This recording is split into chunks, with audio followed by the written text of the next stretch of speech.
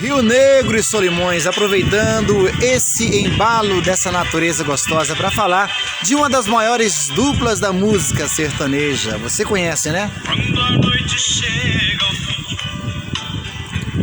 e aproxima mais. Essa dupla que é formada por José Divino Neves, o Rio Negro, que nasceu em Claraval, Minas Gerais, e Luiz Felizardo, o Solimões, que também nasceu em Claraval, no estado de Minas Gerais.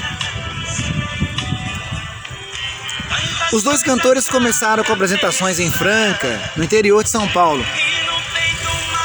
Entre abril de 89, amigos de infância deixaram seus respectivos empregos em uma fábrica de sapatos, onde trabalhavam juntos para se transformarem numa referência para a música sertaneja atual. Nascidos na mesma cidade do interior de Minas Gerais, suas famílias se mudaram para São Paulo, atraídas aí pela prosperidade da indústria de calçados e pela construção civil da cidade de Franca. Os dois se conheceram quando trabalhavam nessa fábrica aí de calçados. No ano de 1978, começaram a cantar para os colegas e se apresentar em festas nas casas de amigos e de parentes. Em 1982, resolveram tentar a carreira profissional. Participaram de vários festivais sertanejos e a dupla participou de cerca de 53 festivais em todo o país, tirando o primeiro lugar na maioria desses festivais. Você sabia disso? Sabia um pouco dessa história da dupla Rio Negro e Solimões?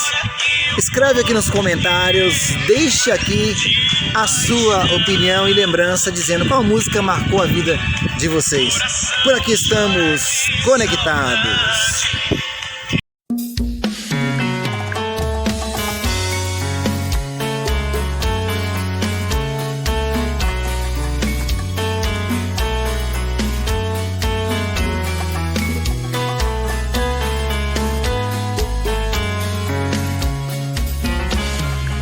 Já falei pra você.